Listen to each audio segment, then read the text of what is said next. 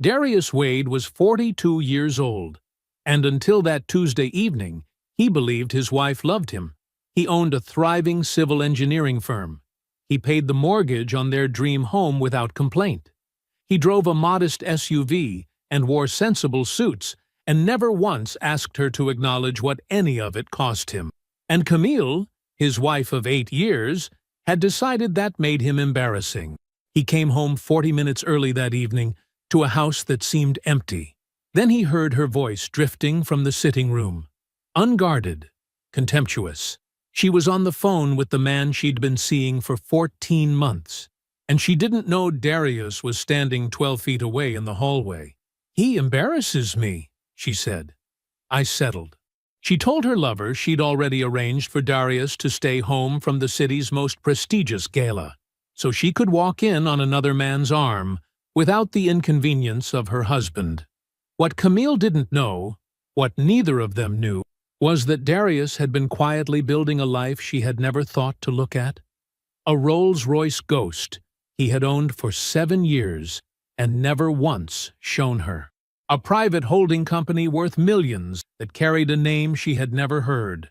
And the night she walked into that gala on another man's arm, convinced her husband was home watching television, Darius walked through those same doors in a $50,000 suit, and every head in the room turned, including hers.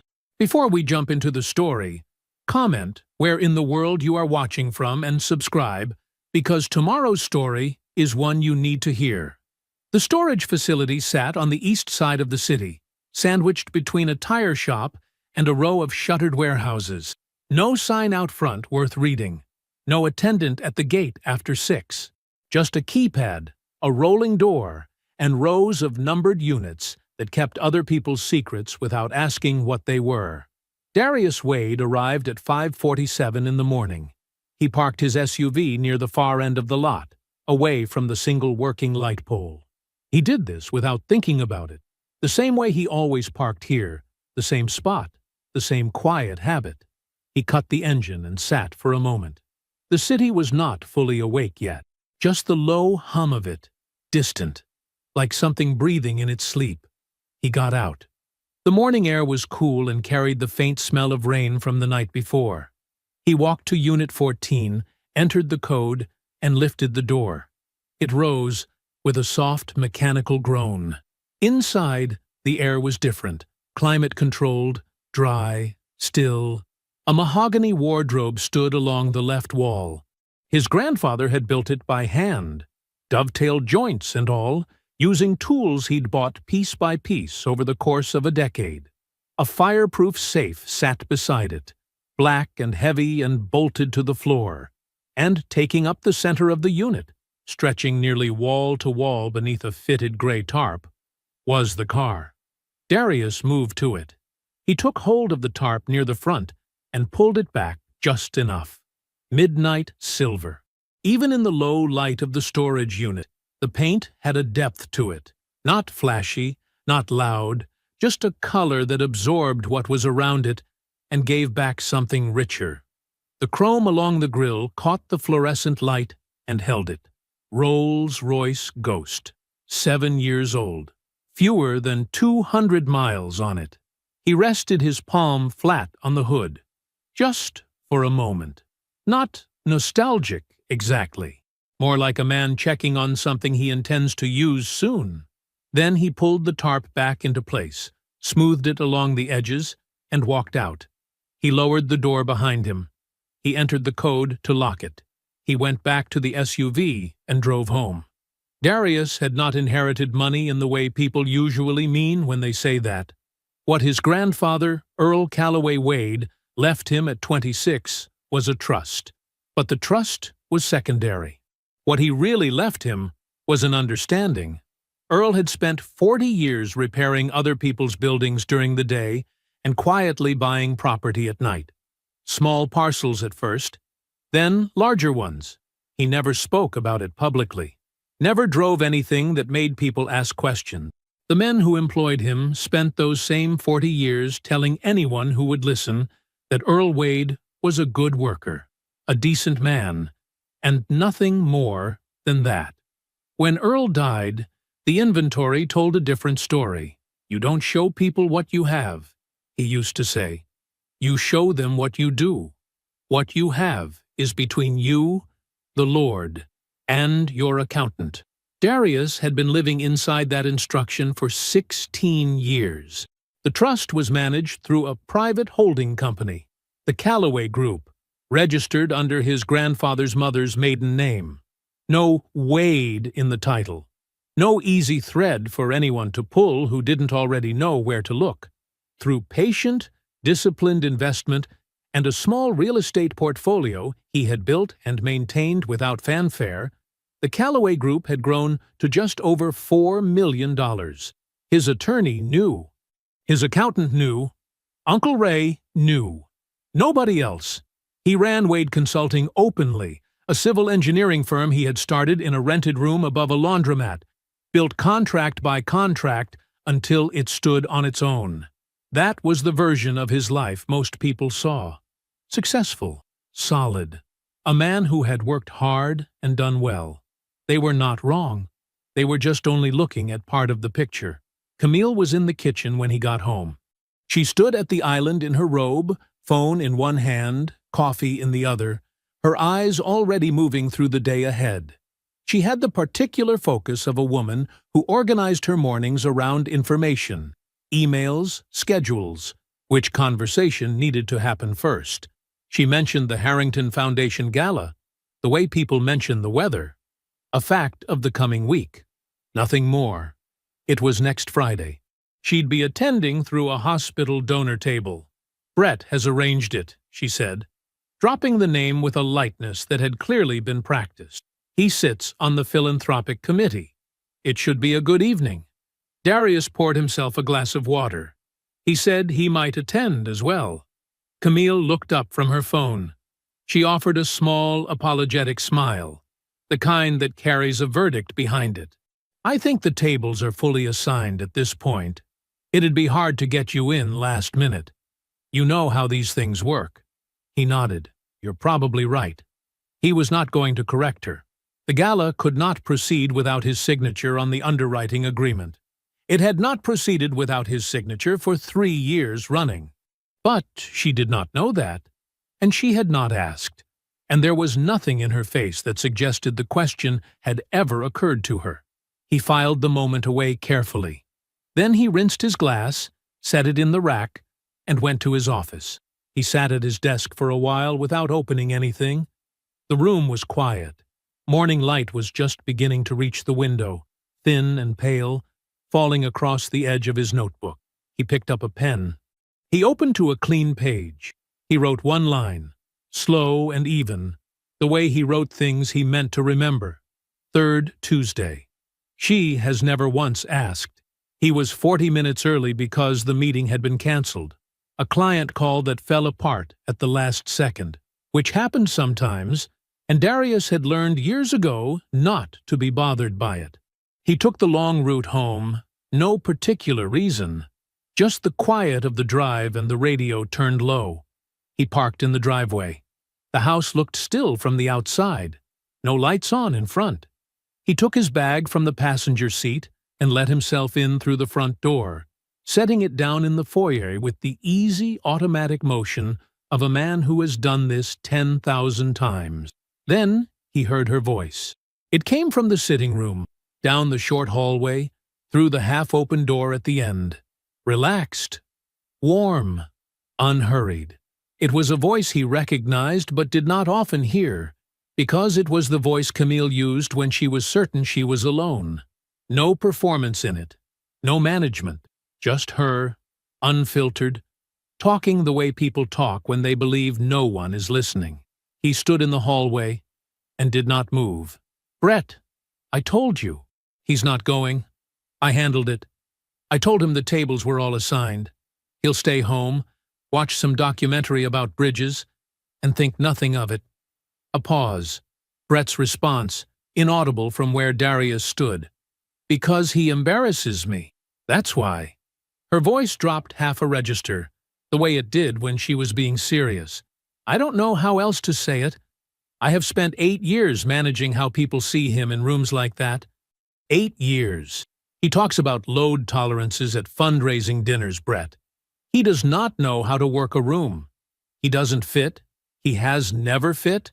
And every time I bring him somewhere that actually matters, I spend the entire night one step behind him, doing damage control. Darius stood very still. The word damage control settled into the hallway air and did not move. "I'm not being cruel," she said. "I'm being honest."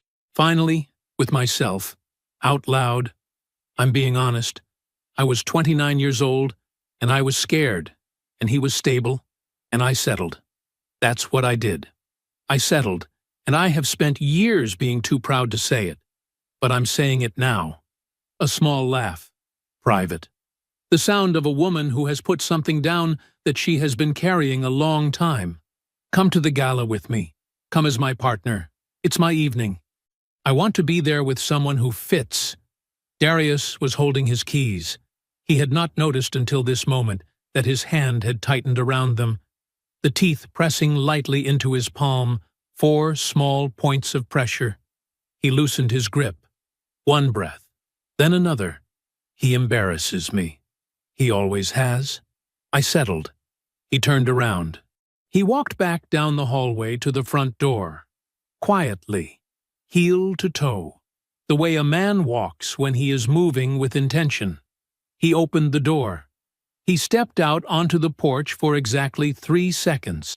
Then he opened it again, and this time he let it close, the way a man lets a door close when he has just arrived home after a long day. "Camille?" He called it toward the interior of the house, easy and unhurried. Home early. By the time he reached the sitting room, she was standing near the window, phone at her side, her face arranged in the warm and open expression she kept ready for him. Nothing in her posture suggested a thing. She was composed in the practiced way of a woman who had been composing herself for rooms her whole life, and she had had 30 seconds, and 30 seconds was enough. "How was your day?" she asked. He looked at her. She looked back. The same 2 people standing in the same room they had stood in 100 times, and she did not know, not even close to knowing, that everything between them had just shifted in a direction that would not shift back. "Clarifying," he said. She smiled. He smiled back. She asked if he wanted dinner early, and he said sure, whatever she felt like making, and she nodded and moved toward the kitchen, and the evening went on the way evenings go. That night she fell asleep before 10. He lay beside her in the dark, breathing slowly, his eyes on the ceiling. He stayed that way for a long while. Then he got up. He dressed in the dark. He took his keys from the tray on the dresser. He drove across the city to the east side, to the storage facility between the tire shop and the shuttered warehouses. No other cars in the lot.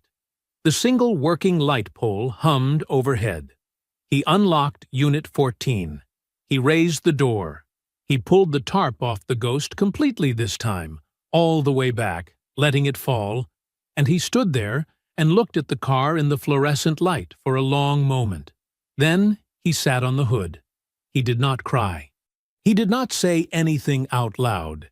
He just sat in the dark and the dry, still air and thought about what his grandfather had built, while the men who employed him told everyone within earshot that Earl Wade would never be anything more than what they could see. He thought about what it meant to be called a limitation by the one person who was supposed to know your full weight. He sat there until the thinking was finished, and what was left was not grief, but something harder and cleaner, and entirely without doubt. He took out his phone. He opened his messages. He texted Petra Okafor first. "Morning. Early. Bring coffee. Don't ask yet." Then he opened a new message to Cecilia Vance, chair of the Harrington Foundation, and typed, "Cecilia, confirming I'll attend the gala in person this year. Looking forward to it." He sent both. He put the phone in his pocket. He sat on the hood of the Ghost for another minute, just sitting. Then he stood, pulled the tarp back into place along the edges, and walked out. Petra was already there when he arrived. 6:15 in the morning. The sky outside still dark at the edges, and she was sitting on the steps of the Wade Consulting office, with 2 coffees and the expression of a woman who had not slept well. She handed him one without a word. He took it. He unlocked the door, and they went inside and sat down across from each other at the conference table, with the overhead lights still off and only the lamp in the corner on. And he told her everything. He told it the way he told hard things, in order, without editorializing. The phone call first. Her exact words, as close to verbatim as he could get them, which was very close, because he had replayed them enough times in the past 24 hours that they had settled into him like load data. He embarrasses me. I settled. Come to the gala with me. Then Brett's name. Then the receipt. He slid it across the table. The Meridian Hotel. 11 weeks ago. A charge he'd noticed on a joint account statement and filed without conclusion because one charge is not a pattern, and he had not wanted to be the kind of man who builds a case on a single number. But one charge plus a phone call is a different thing entirely. One charge plus a phone call plus a man's name repeated in the practiced, casual way of someone who has said it many times in private. That was a complete picture. He had known it the moment he stood in the hallway and heard her voice. Petra listened to all of it without interrupting. She held her coffee in both hands and watched him talk, and her face was very still. When he finished, she was quiet for a moment. Then she set her cup down. "I need to tell you something," she said, "and I need you to hear it before I say it's something I should have told you 8 months ago." He looked at her. "Last spring, I was at Caruso's, the one on Del Mar. Client dinner, separate side of the restaurant." She paused. "I saw Camille. She was with a man I didn't recognize. They were at a corner table, and their hands were together across it." Another pause. "I didn't say anything to you because I wasn't certain. I told myself I wasn't certain, and I let that be enough of a reason." She looked at him steadily, not looking away from it. "I'm sorry, Darius." He held her gaze. He thought about what 8 months might have cost him, and then he set that thought aside deliberately, the way you set aside a calculation that doesn't change the structure of what you're building now. "I need your energy forward," he said, "not backward. You understand?" She nodded once. Firm. "What do you need?" 1 week. Your network. And your silence. "You have all 3, she said. No hesitation. Not even close to hesitation. He called his attorney at 2:15 that afternoon from his office with the door closed. Marcus Webb had been his attorney for 9 years, a methodical, unshowy man who had drafted the Callaway Group's original operating agreement on a Tuesday in November and never asked a question that wasn't necessary. Darius gave him the outline. Not everything, not yet. Just enough to begin. Marcus said he'd have the preliminary documentation ready by end of week. He asked if Darius had a timeline in mind. "I'll call you Friday," Darius said. "I'll be ready," Marcus said. And that was the whole conversation. An hour later, he called the stylist Petra had texted him. A man named Vincent, who worked out of a private studio in the Meridian district and dressed CEOs and professional athletes and, apparently, anyone Petra Okafor vouched for personally. The call lasted 4 minutes. An appointment was made for Thursday morning. Vincent asked one question about the occasion. Darius told him it was a formal evening event. A gala. He said he wanted something that didn't announce itself. Vincent said he understood exactly, and Darius believed him. Uncle Ray's house smelled like coffee and wood smoke, same as it always had, same as it had when Darius was 17 and showing up on this porch after his father left, and Ray opened the door without making a thing of it. Darius sat at the kitchen table and laid the whole story out. The storage unit, the phone call, Brett's name, the receipt, Petra's restaurant, Marcus, the gala, all of it. and Ray sat across from him with his hands folded on the table and did not make a sound until Darius was finished. The kitchen was quiet. Ray looked at him for a moment. "You still got Unit 14? "Yes." Uncle Ray nodded slowly. Something moved across his face that was not quite a smile and not quite something else, but landed in the space between the two with a weight that felt like years of patience finally being permitted to become something else. "Then we've got everything we need," he said. Darius looked at his uncle across the kitchen table. He exhaled, not dramatically, just the way a man exhales when he has been holding something for a long time and has finally told the right person about it. "I'd like you to come with me," Darius said. "To the gala." Ray's chin lifted slightly. "I'll press my suit." The rest of the week was ordinary on the surface.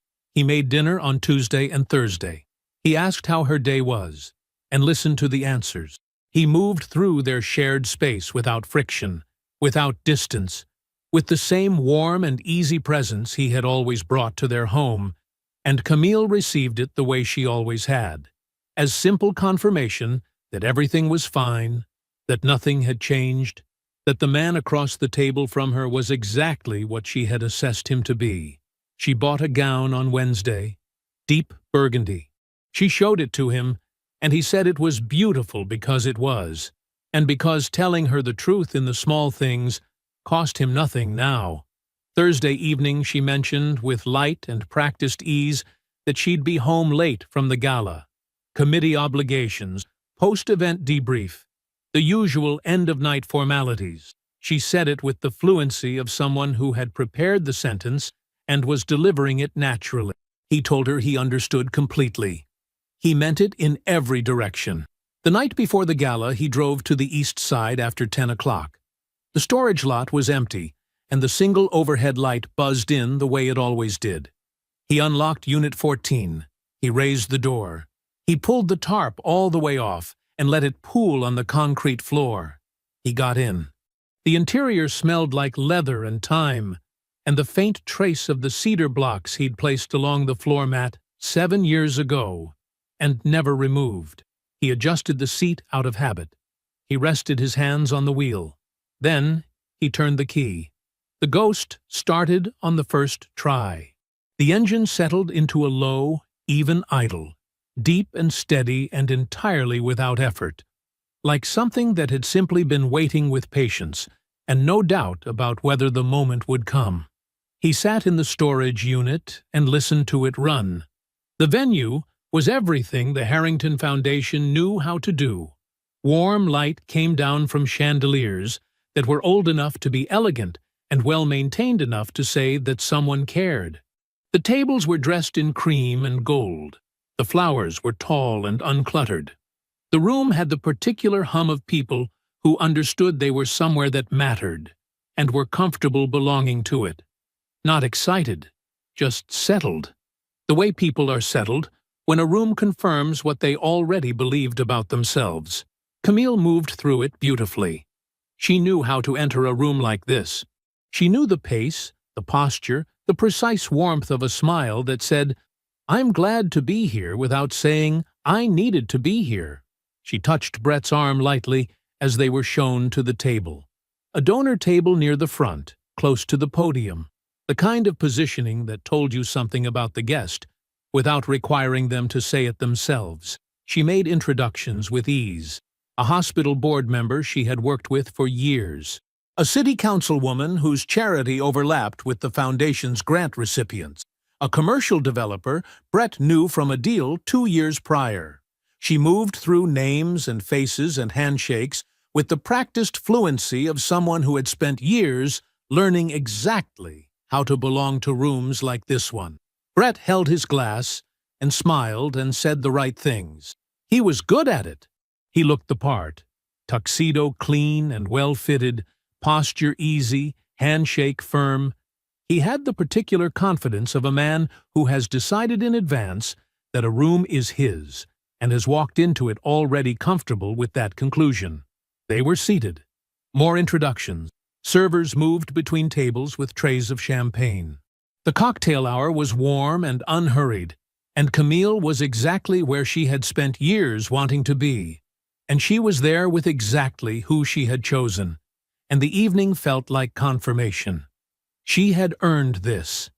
That was what she believed, as she sat in her burgundy gown, with the light catching the fabric just right, and the right people at her table, and the right man beside her. She had earned all of it. 40 minutes in, Cecilia Vance stepped to the podium. Cecilia was a trim woman in her late 50s. With silver hair she wore short, and a presence that did not require a microphone, though she used one. She thanked the table sponsors by name. She acknowledged the committee chairs, 2 of whom were at Camille's table, and the applause that followed was warm and familiar. Then she shifted, just slightly, and the room adjusted with her the way rooms do when the person at the podium is about to say something that matters. "I want to take a special moment," Cecilia said, "to recognize the Foundation's underwriting directors. These are the individuals whose private investment makes this gala possible, whose generosity funds our grant program year after year." She paused. "They are not, as a rule, people who enjoy this part of the evening." Light laughter moved through the room. Knowing laughter, the kind that meant some people in that room already understood who she was talking about. "For 3 years running," Cecilia continued, "I have asked one of our underwriting directors for permission to recognize him publicly. For 3 years, he has politely declined." Another small pause. "He is attending in person tonight for the first time. And tonight, I'm afraid, I am not accepting no." The room had gone attentive, still. "Please join me in recognizing Darius Wade of the Callaway Group and Wade Consulting, whose generosity has underwritten a significant portion of this evening, and whose infrastructure work, I am very pleased to say, is about to change this city in ways we will be talking about for a generation." The applause was not polite. It was full. It was the sound of a room that understood what it was applauding. Not a name being introduced, but a name being confirmed. And there was a meaningful difference between those two things. Camille heard the name. She did not move. She was holding her champagne glass. She did not remember picking it up. She did not set it down. She simply held it and heard the name move through the room. Darius Wade, Callaway Group, underwriting director, 3 years running, and felt something shift beneath her that she had no language for yet, because the language would require her to understand what she was hearing, and understanding was arriving slowly, and was not kind. Brett went still beside her. She felt it without looking at him. The main doors opened. Darius walked in. The suit was navy black, and it did not announce itself. It did not need to. It was the kind of garment that simply made every other suit in the room quietly aware of its own limitations. His pocket square was white. On his wrist was a watch that 2 men at Camille's table recognized on sight. She saw one of them lean toward the other, and the recognition moved across their faces with the particular quality of men who understand what a 1968 Patek Philippe means and what it says about the person wearing it. Petra walked beside him, composed, radiant, her chin level and her expression carrying the exact calm of a woman who had been waiting a long time for this particular walk across this particular room. On his other side was an older man in a well-pressed suit, who walked the way men walk when they have no performance left in them, simply, fully, like someone who has already lived enough to know that the moment he is standing in is the real one, and requires no embellishment. Cecilia met Darius at the entrance. She took both his hands, and then pulled him into the brief, easy embrace of 2 people who have been colleagues for years and are glad to be in the same room. An alderman came across the floor before Darius had taken 3 steps inside. A developer whose name Camille recognized, a name she had been trying to get Brett to arrange an introduction to for months, extended his hand and held it a beat longer than ceremony required. A man in a dark jacket that Camille recognized because she had seen his byline above the masthead of the city's top black business journal for years, moved toward Darius with purpose and said something close and direct. And Darius smiled and nodded, and the smile was not the smile of a man being flattered. It was the smile of a man who had expected to be asked. Beyond the main entrance, through the floor-to-ceiling panels of lobby glass, a car sat in the valet turnaround, midnight silver, low and long and composed, in the way of things that have always known their own worth. 3 guests near the window had already turned to look. One of them said something to the valet attendant, and the attendant answered, and whatever name the attendant said moved through that small cluster of people with the particular weight of information landing in the right ears. Camille looked at the car. She had never seen it before in her life.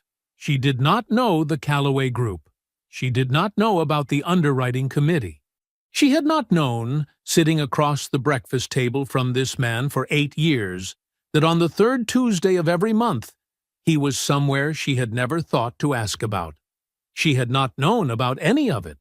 Not the car, not the holding company, not the 3 years of private investment in the very organization whose gala she had told him he would struggle to get into. She had not known because she had not looked. She had made her assessment and trusted it, and built everything on top of it. Her contempt, her plans, her choices, the quiet architecture of the exit she had been constructing for 14 months, and every piece of that architecture was sitting on a foundation she had never actually examined. Darius was 20 feet away. He was speaking with the alderman and the developer, and his name was moving through the room in the warm current of genuine recognition, not the performed kind. He had not looked in her direction. Not once. Then he did. Just briefly. Just long enough. There was nothing in his expression. Not satisfaction. Not anger. Not performance of any kind. He simply saw her, clearly, completely, with the specific calm of a man who has already finished every decision that mattered. And then he turned back to his conversation, and he laughed, fully, easily, the laugh of a man who was exactly where he belonged and had always belonged, and had simply, finally, stopped being somewhere smaller. The sound of it carried. It reached her.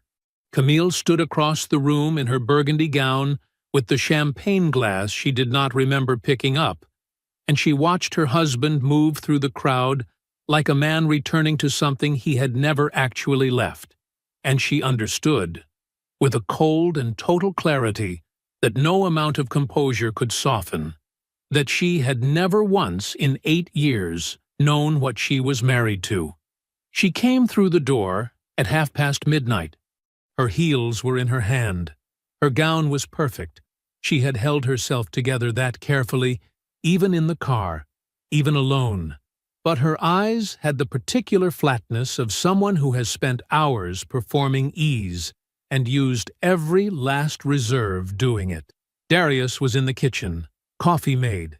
The small lamp above the stove was on, leaving the rest of the room in comfortable shadow.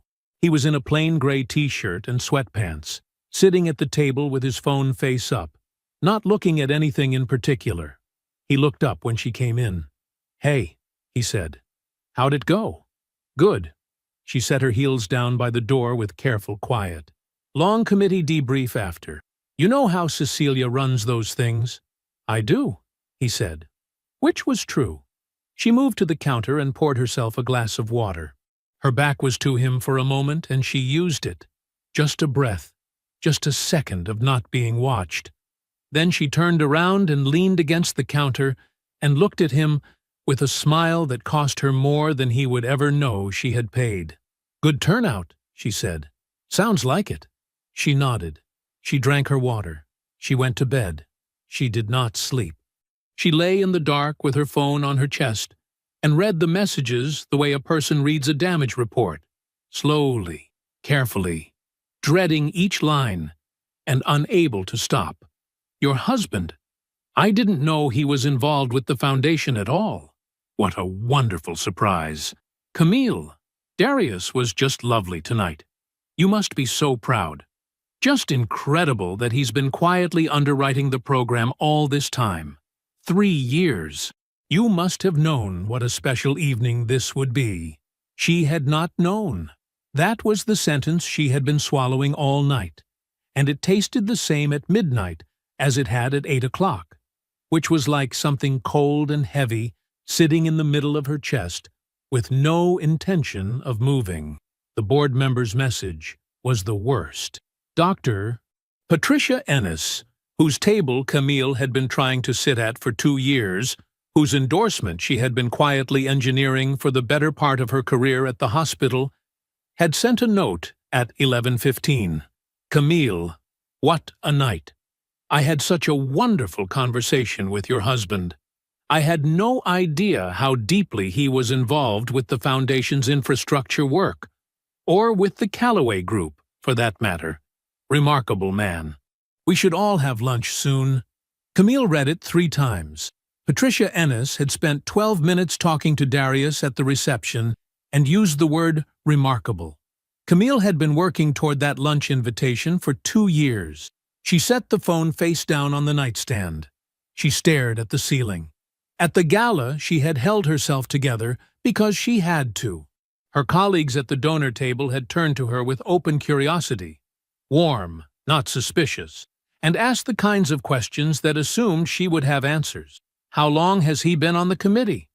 Did you help him get involved with the foundation? Or was that separate? That car, has that been in the family long? She had smiled through every single one. She had said he was private.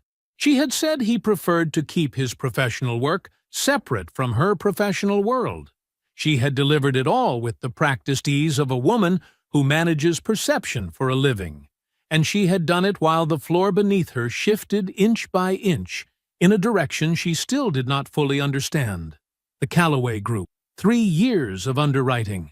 The Ghost, midnight silver, long and quiet in the valet lane, that she had never seen before in her life. Cecilia Vance, holding his arm like an old friend. The watch that 2 men at her table had recognized before she'd even registered it was unusual. She turned onto her side. She looked at the faint outline of him sleeping. She had thought she knew the full accounting of who this man was. She had measured him and found him wanting, and built an entire private future on top of that measurement. And the measurement was wrong. Not slightly wrong. Not off by a margin she could recalculate and recover from. Wrong in the way of a foundation that was never where you thought it was. She closed her eyes. Sleep did not come. In the morning, he made coffee. He put hers at the angle she preferred, with the handle turned left, the same way he had done it for 8 years without being asked. She came downstairs in a robe with her phone already in her hand and sat across from him at the kitchen table and looked at him over the rim of her mug. He was reading something on his phone. Unhurried. Quiet. How'd you sleep? He asked, without looking up. Fine, she said. The word came out steady. That was all she trusted herself with this morning. One word, delivered cleanly, revealing nothing. She watched him turn a page on his phone. He looked rested. He looked, she thought, with something that had no comfortable name, exactly like a man who had slept without difficulty.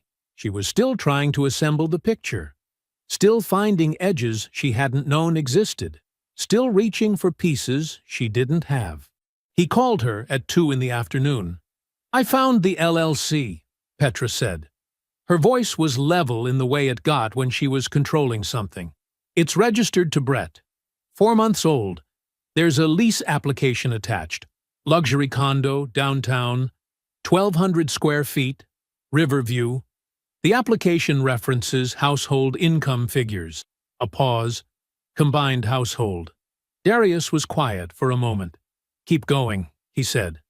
I will. Another pause. Darius, I'm going to find all of it. I know, he said. That's why I called you first. He set the phone down on his desk. He reached for the legal pad.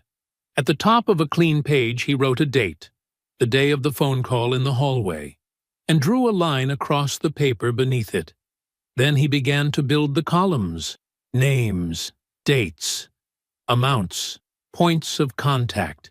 The same process he used when he sat down with a structural assessment and needed to find every place a load had been distributed wrong. He worked in silence. The afternoon light moved across the desk. He did not stop writing for a long time.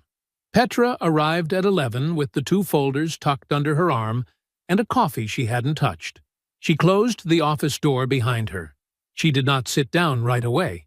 She just stood there for a moment, looking at him, and something in her face told him, before she opened either folder, that what she had found was worse than what he'd prepared for. "I've got everything," she said. She sat. She put the first folder on the desk and slid it toward him. He read it the way he read structural reports, front to back.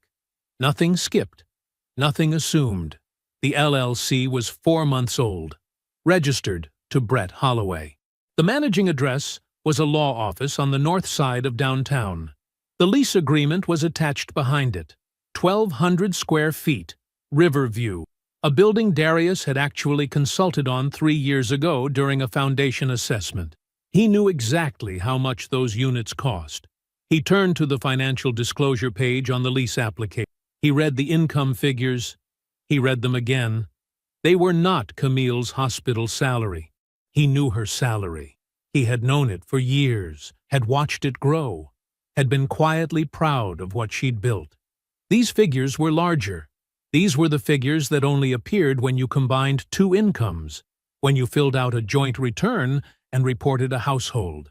His income, the income from the work she called insufficient, the income of the man she told her lover she had settled for, used to pass a credit check for another man's apartment. He closed the folder. He set it on the desk carefully, the way he set down things that mattered. "She used your earnings to qualify the lease," Petra said. "Brett couldn't clear it on his own. His firm's billing review was already creating irregularities on his financials, so the application used the combined household profile." She paused. "Your name isn't on it, but your money is in it." The room was quiet. "Okay," he said. "Just that." Petra watched him for a moment. Then she reached for the second folder. "I found something else while I was running the financial research." She opened it and turned it toward him. A property database printout. The Callaway Group name, highlighted in yellow, appearing 3 times across 2 pages. "You're in the public record through the property holdings. Not obviously, not if you don't know what you're looking at. But if someone were doing a deep pull on the financial ecosystem around your firm, it surfaces." She folded her hands on the desk. How much does she actually know? About the Callaway Group? About any of it? He looked at the printout for a moment. Then he leaned back in his chair. "She knows I run the firm," he said. "She knows we live well. She knows I drive a sensible car and come home at a reasonable hour and show up to the things she asks me to show up to." He paused. "She has never asked a single question that would have led her anywhere else. Not once in 8 years." Petra was quiet. "I would have shown her," he said. "It came out even. Factual. Any of it. All of it. She never asked." "I know," Petra said softly. She had already made her assessment. She measured me against whatever standard she was using, and she wrote the number down, and she never went back to check her work. He looked at the folder. She used the surface of what I built to fund a plan to leave it, and she never once thought to look at what was underneath because she had already decided there was nothing there worth looking for. That was the thing. Not the affair, not the LLC, not the income figures on the lease application. All of that was injury. Real, documentable, actionable. But this was something different. This was the specific grief of being married to someone who never tried to know you, who looked at the visible portion of your life and concluded it was all there was, and stopped looking. He had been here. He had been available. he would have answered anything she asked. She never asked. Uncle Ray's porch light was on when Darius pulled up. The old man was already outside, coffee in hand, like he'd been waiting without needing to be told. Darius sat beside him and laid out the full picture. The phone call, the LLC, the income figures, the condo. All of it, in order, without editorializing. Uncle Ray listened the way he always listened, still and fully present, not filling silence. When Darius finished, Ray sat with it for a while. "You loved her through all of it," he said finally. "Every morning, every dinner, every one of those days when she was already somewhere else in her head, and you were still there, still showing up." He looked at Darius. "You loved her while she was doing all of it." Darius didn't answer, because the answer was yes, and they both knew it. "I'm going to set it down," Darius said. Uncle Ray reached over and put one hand on his shoulder, heavy and sure. "I know, son," he said. "I've been waiting on you two." He pulled into the driveway at 9:30. He put the SUV in park and cut the engine and sat in the quiet for a moment. Not thinking, not planning, just sitting in the dark with the shape of a decision that had already been made. He was done grieving. Everything from this point forward was architecture. He got out of the car and went inside. The call came in on a Tuesday, Wade Consulting's main line. A legal firm, the receptionist said. A man named Brett Holloway, asking to speak with Darius about a potential referral arrangement. He had clients in commercial construction, he said, and wanted to explore whether the firms might be useful to each other. Darius took the call himself. "Mr. Holloway," he said, "I'd be happy to meet." They agreed on Thursday. A coffee shop downtown, neutral ground, 11 in the morning. Brett suggested the place. Darius knew it. A polished spot with exposed brick and leather chairs, the kind of room where attorneys took meetings they wanted to feel informal without actually being informal. He had driven past it 100 times and never gone in. He went in Thursday at 5 to 11. Brett was already there. Of course he was. A man who arrived early to establish possession of the room. He stood when Darius approached, hand extended, smile already loaded. He was tall, well-fitted in a charcoal blazer and open collar, the kind of put-together that said, "I didn't try very hard in a way that required considerable effort." Darius, Brett Holloway, great to finally connect. Finally, as if there had been a mutual anticipation, as if they were simply two professionals whose schedules had not yet aligned. "Brett?" Darius shook his hand. "Firm? Easy. No reading of the room. Good to meet you." They sat. They ordered. Brett moved into the conversation, the way a man moves into a room he considers his, smoothly, with the specific ease of someone who has never once doubted his right to occupy space. He talked about his practice, mentioned a few client names, real estate developers and general contractors, the kind of name-dropping that was calibrated to inform rather than impress. He asked Darius about Wade Consulting with the bright surface interest of a man conducting an assessment he had already completed. He had looked Darius up. That was clear. He knew about the firm, knew the project history, knew enough to ask intelligent questions. What he had concluded from the research was equally clear. A solid professional, comfortably successful, the kind of man whose life was contained in what was publicly visible. He had found the firm. He had not found the Callaway Group. He had not looked far enough, or he had looked and not known what he was looking at. Either way, he was sitting across from Darius Wade with the quiet confidence of a man who believes he understands the complete picture. Darius let him believe it. He was warm. Genuinely so.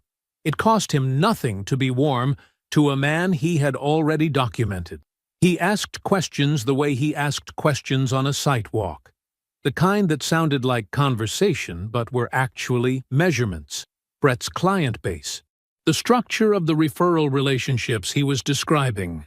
How long he had been on the Harrington Foundation's philanthropic committee. He asked that one casually, almost as an aside, watching Brett's face for the fraction of a second recalibration that a man makes when a conversation steps briefly onto ground he was not expecting.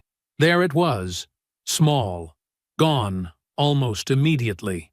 "About 2 years," Brett said, smooth. "Great organization. You have any involvement with them?" "Some," Darius said. He picked up his coffee. "Good work, they do." Brett nodded and moved on and did not ask the follow-up question. He did not ask because he had already decided there was no reason to. He was here to assess a rival, and the rival had been assessed, and the assessment was no threat.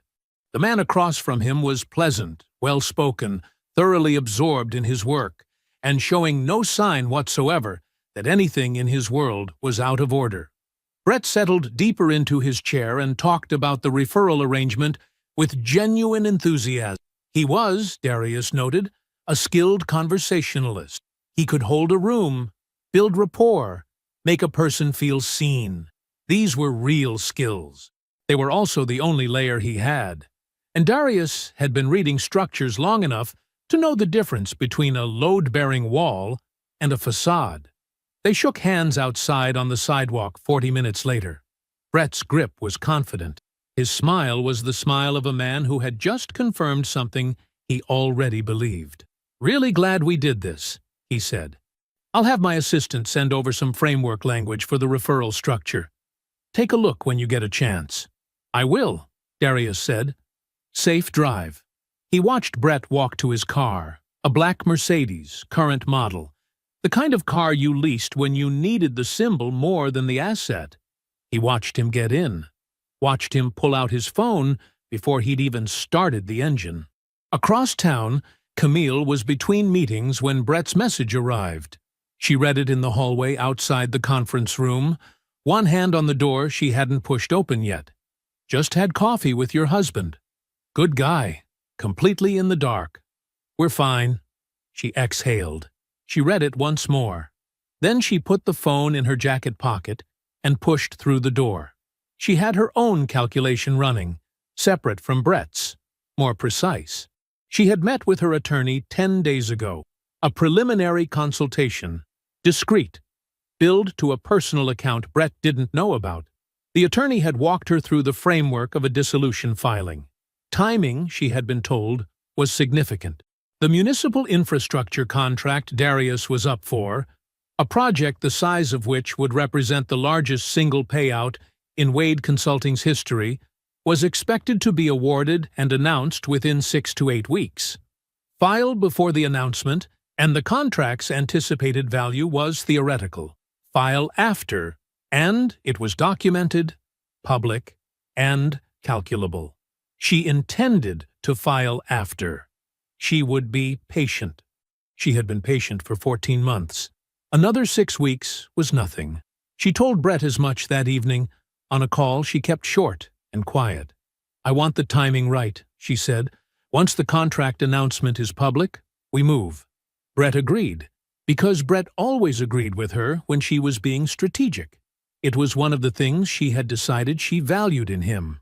She went to bed that night feeling, for the first time in weeks, that things were proceeding on her timeline, that she was the one with the plan, that she was the one who was ahead. Darius got back to the office at noon. He set his jacket over his chair, sat down, and picked up his phone. His attorney answered on the second ring. "Marcus," he said, "I need the filing accelerated. I want papers submitted before the end of the week." He called her on a Wednesday morning. He had her number from the investigative trail Petra had helped him build, a name that kept surfacing at the edges of the LLC documentation, attached to a separate set of legal proceedings that were quiet but moving. He did not use an intermediary. He dialed directly. She picked up on the third ring. "Mrs. Holloway," he said. "My name is Darius Wade. I believe we have some people in common, and I think it would be worth—" "When and where," she said. Not a question. A response. Clean and immediate. The way a person responds when they have been waiting for a call they knew was eventually coming.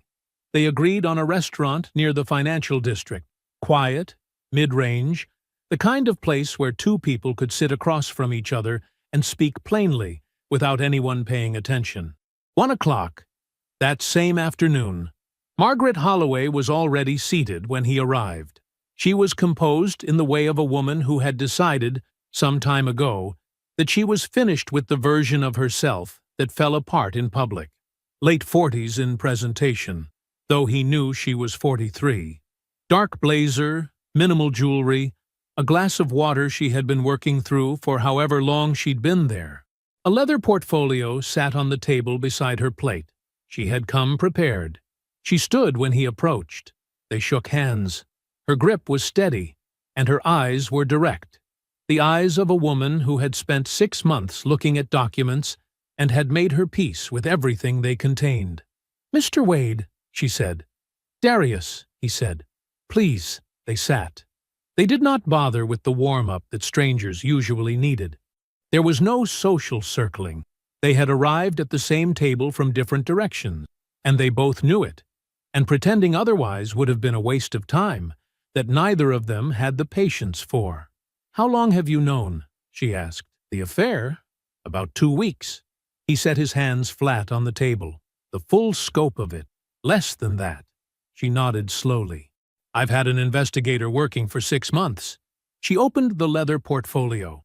What she put on the table was thorough in the way that only arrives from disciplined, patient documentation.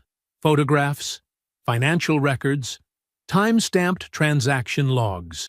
A complete accounting of the LLC's activity, not just the lease, not just the condo, but the account's full history, including a series of incoming transfers that did not correspond to any legitimate client billing structure.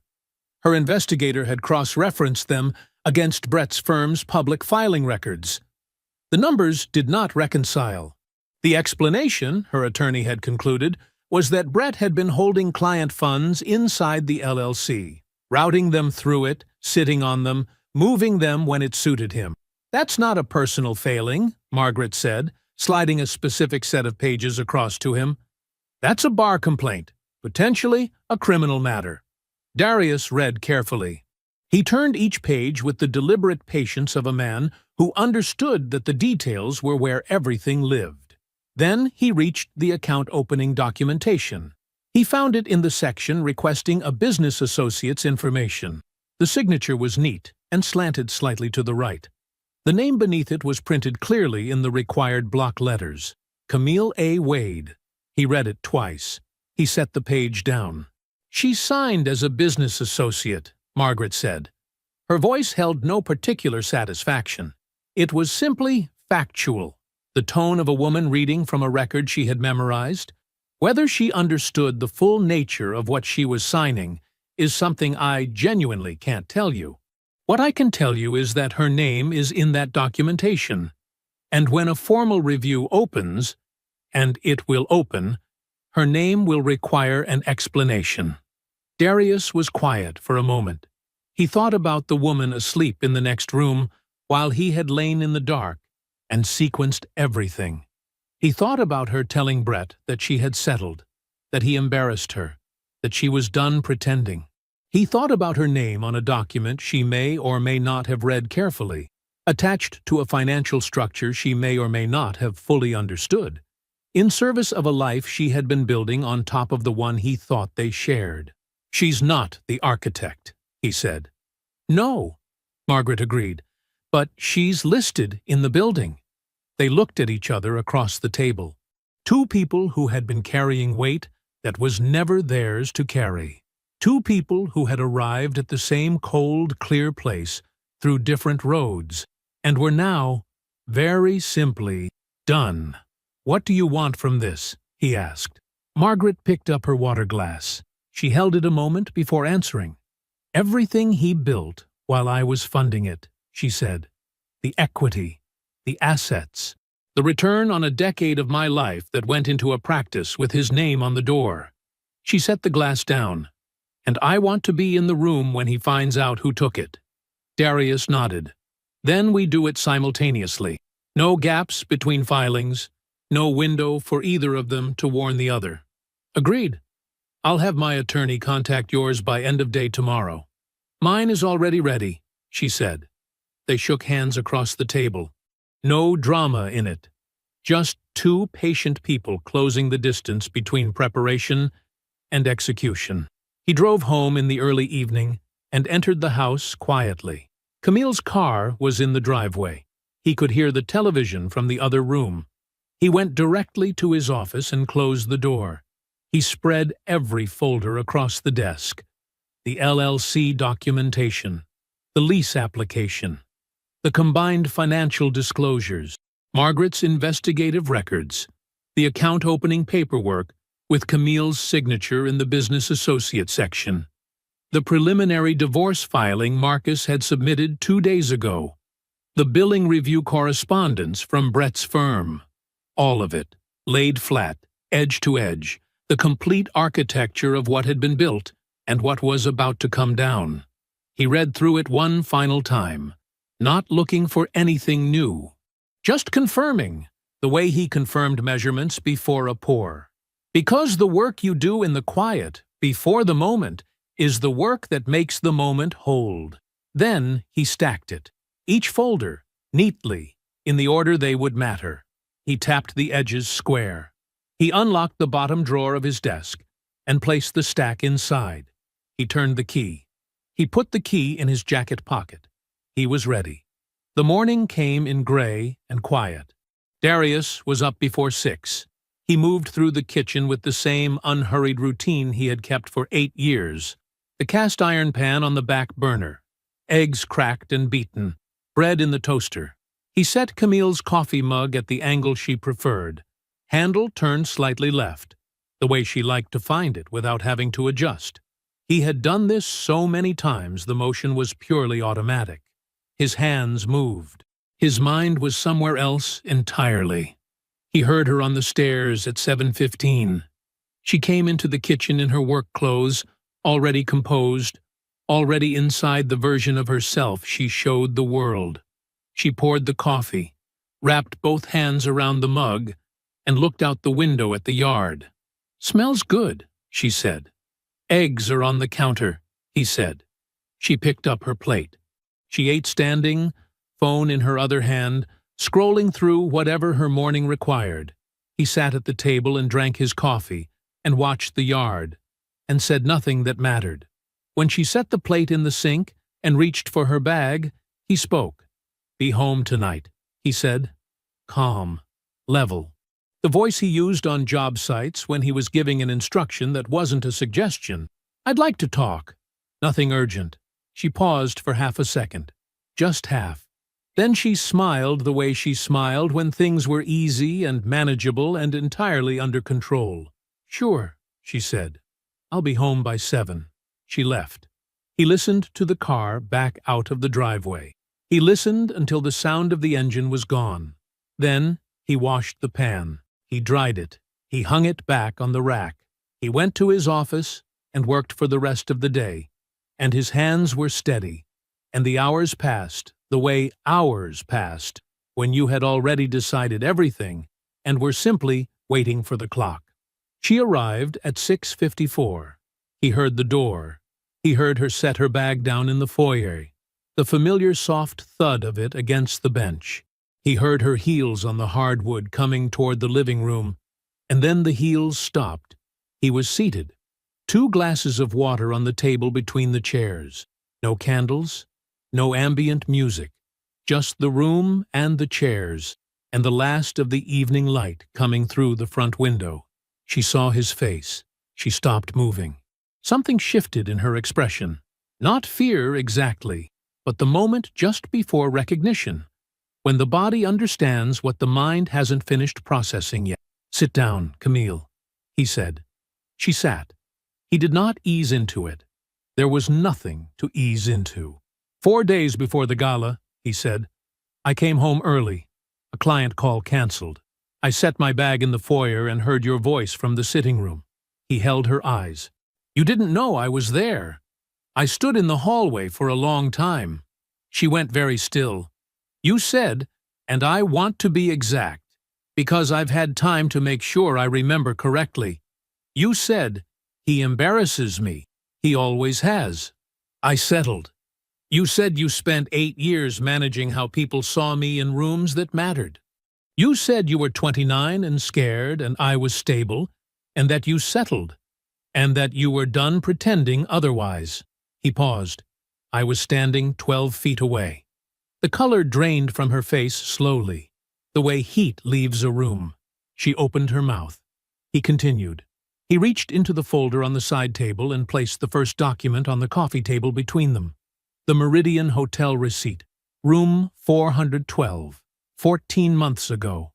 It started at least 14 months before that phone call, he said. Probably before the receipt. But that's where the paper begins. He placed the next document. The LLC registration. Brett's name as managing member. He set up an LLC 4 months ago.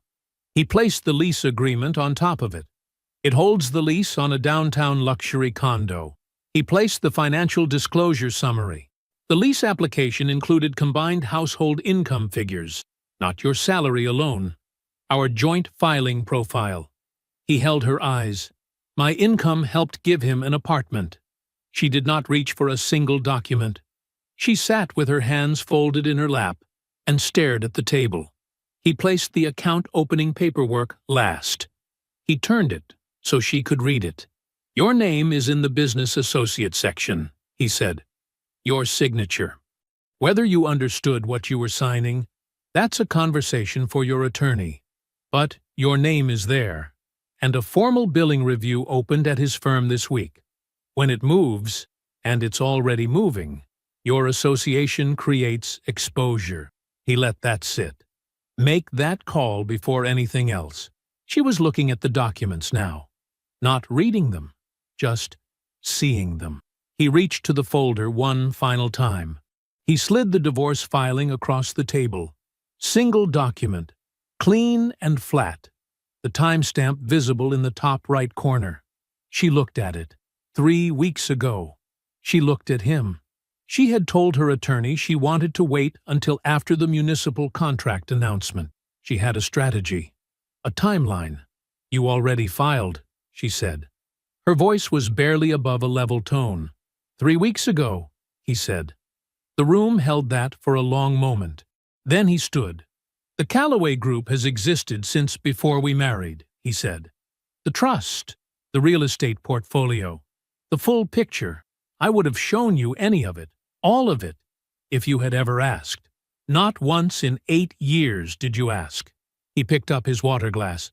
Not because I hid it, because you had already decided what I was worth and never saw a reason to look closer. He walked to his office. He closed the door. Camille sat alone at the table.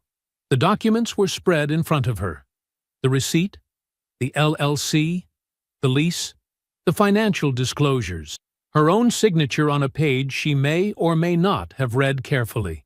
The divorce filing with its timestamp that told her, without ambiguity, that the man she had been outmaneuvering had filed 9 days before she ever sat down with her attorney. She had believed she was the one who was ahead. She sat with the full weight of that understanding and did not move, and the evening light finished leaving the room, and the house went quiet around her. Camille was gone before 8. Darius knew because he had left before 6. He drove to the office in the dark with the heat running low and the radio off, and by the time the city was waking up, he was already at his desk with coffee and a site assessment that needed his attention. He gave it his full attention. That was all there was to do now. He had left her space and a timeline. She had until Friday. Whatever she did with the hours between those 4 walls was no longer his to witness or carry.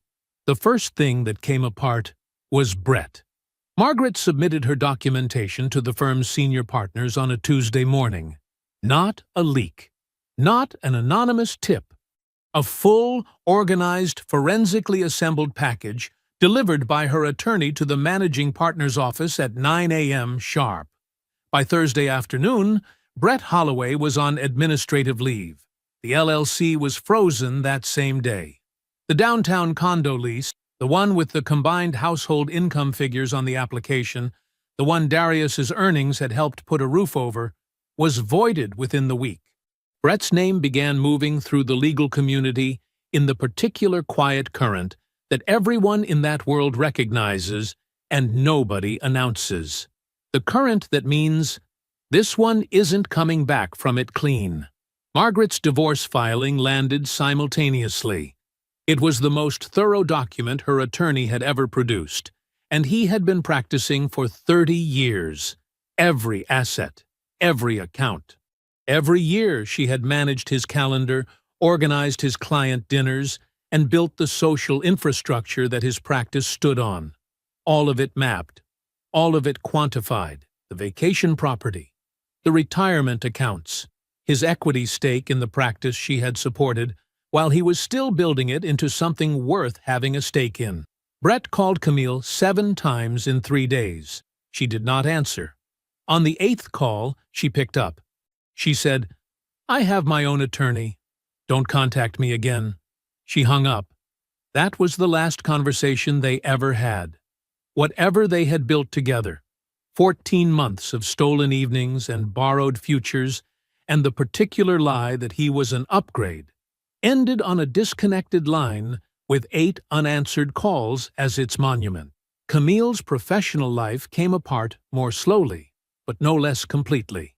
The divorce moved on Darius's timeline because he had filed first and prepared the longest.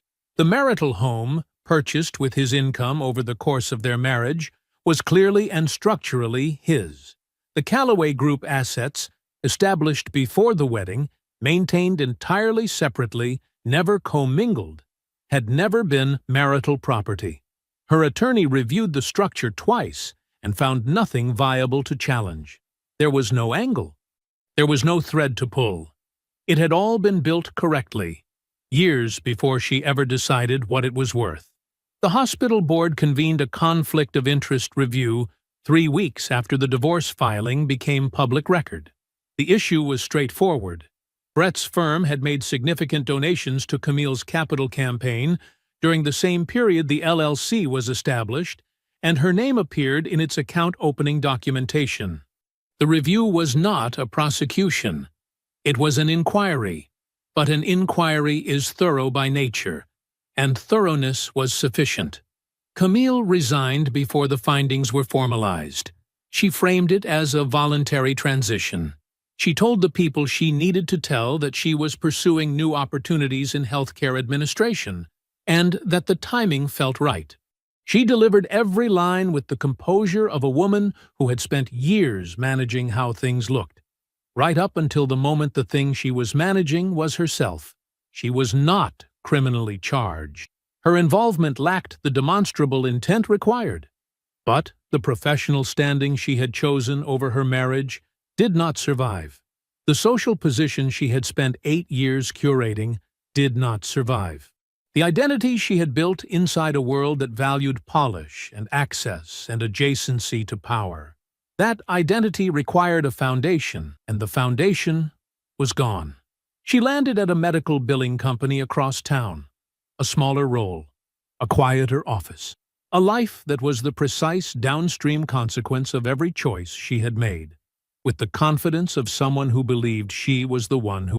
The municipal infrastructure contract was awarded and announced in the city's business journal on a Thursday morning. Darius's photograph ran with the piece, not a posed portrait, but a job site photograph Petra had suggested. Darius in a hard hat beside the project's first marked coordinates, looking at something outside the frame with the focused expression of a man who already knows what he's building. The Harrington Foundation announced its largest grant cycle in its history the following week. The Callaway Group was listed among the primary underwriters. Cecilia Vance sent a handwritten note. Darius framed it and hung it in the office next to a photograph of himself and Uncle Ray at the ribbon cutting of his first completed project. 2 men standing in front of something they both knew the cost of. 2 additional cities with active infrastructure initiatives reached out within the month. Petra handled the responses with the precision she brought to everything. Lisbon was everything he had known it would be, and had spent years not allowing himself. He had put the trip on his calendar the week the divorce was finalized. He had booked the flight and the apartment and the terrace cafe he had read about in an engineering magazine 3 years ago, and he had not second-guessed any of it once. The ghost was in the garage of the house, his house, without qualification or asterisk, or the ambient awareness that someone else had a claim on what he had built. He had driven it to the airport and handed the key to the valet without calculating what it communicated or adjusting for who might see it. He was past the adjusting. He was past the editing. He had put all of that down the same night he sat on the hood of that car in a dark storage unit and decided he was finished being a smaller version of himself for an audience that had never deserved the performance. Petra was officially co-principal. The title had been accurate for years. Now it was on the letterhead, on the door. On the business cards, she kept insisting were unnecessary because everyone already knew, to which Darius had said simply, "Some things should be on the record." Uncle Ray had a standing weekly lunch at the office.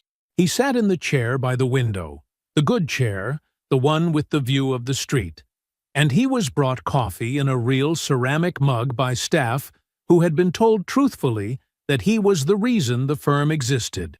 He received this with the satisfaction of a man who had been waiting a long time to see the right ending, find the right person.